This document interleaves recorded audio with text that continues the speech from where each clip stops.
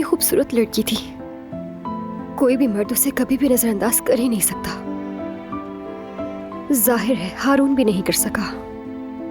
उफ, बहुत हो गया यास्मीन, बहुत हो गया। अब बस उसके बारे में सोचना बंद करो। तुम्हें क्या है उससे? हद हो गई है।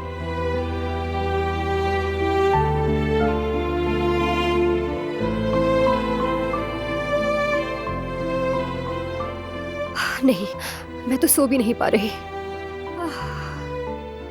दोनों कहाँ गए होंगे पता भी नहीं। अभी तक जाहिर है दोनों साथ ही होंगे। मुझे क्या हो रहा है, मुझे तो ये भी समझ नहीं आ रहा। सोचना बंद करो उनके बारे में, सोचना बंद करो। तुम्हारा क्या लेना देना है उनसे?